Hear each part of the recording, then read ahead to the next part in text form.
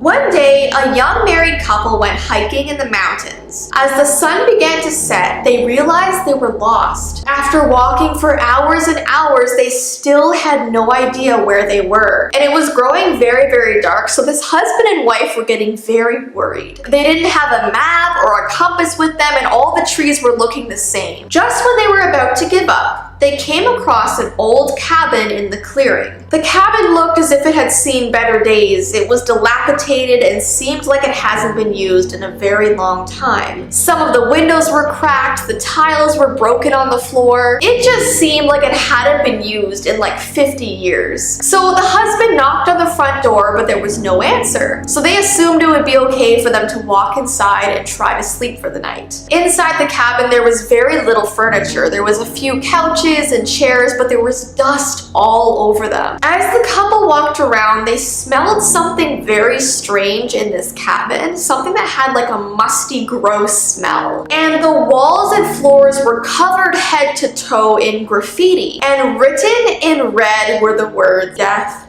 death, death, death, death, death, death, death. Over and over again. You guys get the picture. And the husband reached out to touch the walls and realized the paint was still wet. The paint. The couple was obviously very frightened, but they realized they had nowhere else to go. You know, there's wild animals outside prowling the woods and they wanted to be sheltered. So despite the creepy writing on the wall, they decided to sleep the night. So the husband and wife wrapped themselves up in an old piece of carpet and tried to sleep. In the middle of the night, they were woken up by this strange rustling noise. It sounded as if something was walking around or moving around inside the cabin with them. So the husband walked around the cabin, he didn't see anything. So then he walked up to the bedroom window and he looked outside and he called out, "Who's there?" But there was no answer. And he was about to go to bed when the wife was like, "Maybe the person who's out there can't speak." So the husband looked out the window and said, "If there's anybody out there, clap once for yes and twice for no." And all of a sudden he heard a loud clap. So he turned to his wife and he was like, "You're right, there is someone out there and I don't think they can speak." So he tried to communicate with this person out there with clapping. So he leaned out the window again and said, "Are you the owner of this cabin?" And then he heard